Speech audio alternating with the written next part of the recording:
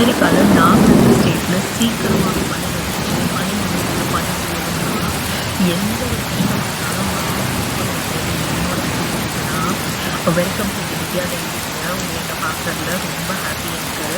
So காலையில் பார்த்தா இந்த மாதிரி பனி பெஞ்சிட்டு இருந்துச்சு. ரோடே சுத்தமாக தெரியலங்க. அட்லீஸ்ட் அரை அடிக்காது பனி இருந்திருக்கும். ரோடு ஃபுல்லாக கவர் ஆகிடுச்சு. எல்லா இடத்துலையும் பனி தான். ரொம்பவே கோல்டாக இருந்துச்சு. இப்போ நீங்கள் பார்த்துட்டு இருக்கிறது என்னோட பூஜை ரூம் செட்டப்பு. காலையில் எழுந்திரிச்சு குளிச்சுட்டு நேத்தி வச்ச காஞ்ச பூவெல்லாம் எடுத்துட்டு இருந்தேன்.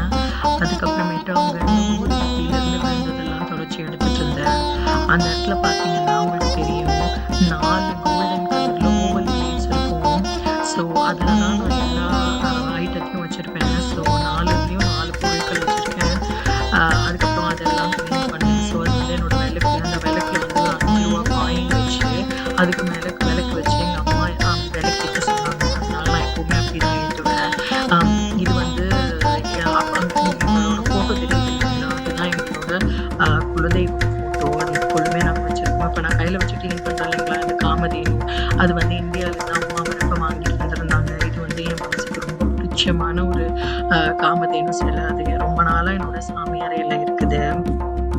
அதுக்கப்புறம் கீழே வந்து எல்லாத்தையும் சுத்தம் பண்ணேன். திருநூறு தட்டு, அங்கே ஒரு கோல்டன் கலரில் ஒரு பவுல் வச்சுருக்கேன். அது எல்லாம் வெளியே வந்து பார்த்தா அப்படியே இன்னுமே பயங்கரமாக பனி பெஞ்சிட்டு தாங்க இருந்துச்சு. என்னடா அது இவ்வளோ பனி பெய்யுதே, எப்படி வெளியே போகிறது, எப்படி எல்லாம் பண்ணுறது, வேலைக்கு போகிறது அப்படின்னு ஓடிட்டே தான் இருந்துச்சு. ஒரு பக்கம் அது ஓடிட்டு இருந்தாலும் என்னாலும் நமக்கு இருக்கு அப்படின்னு நான் ஒரு தடவை கிட்ட சொல்லிக்கிறேன்.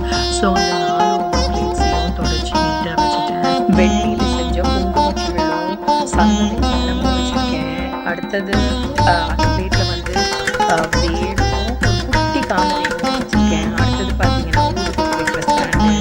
அப்புறம் இப்போ இந்த இது ஃபோட்டோ பார்த்தீங்கன்னா தங்கமுலாம் சின்ன மகாலட்சுமி ஃபோட்டோ. அது வந்து அம்மா வாங்கி கொடுத்தாங்க எனக்கு. நான் சொன்னேன் இல்லைங்களா, காசு வச்சு விளக்கு வச்சு நாங்கள் ஏற்றிட்டு இருக்கோம். அப்புறம் திருநூறு கிண்ணம். அப்புறம் உங்ககிட்ட கொஞ்சம் பூ இருந்துச்சு, ஆக்சுவலாக வாங்கி வச்சுருந்தேன். ஆல்மோஸ்ட் முடிஞ்சிருச்சு.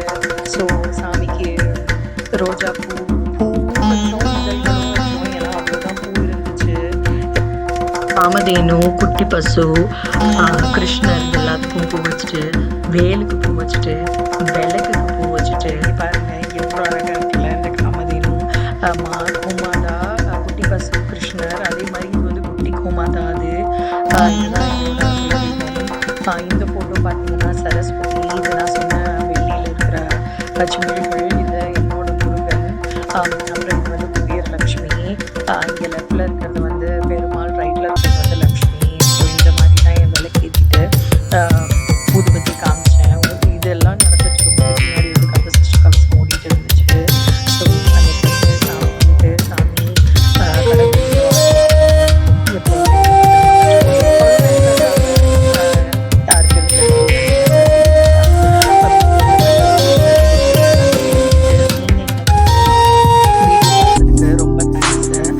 இந்த மாதிரி அமெரிக்காவில் ஸ்னோ, அப்புறம் இங்கே நடக்கிற விஷயங்கள், அமெரிக்கா பற்றி புது புதுசு விஷயங்கள், தகவல்கள் இதெல்லாம் தெரிஞ்சுக்கணும் அப்படின்னு நினச்சிங்கன்னா திவ்யா டைரிஸ்க்கு சப்ஸ்கிரைப் பண்ணுங்கள்.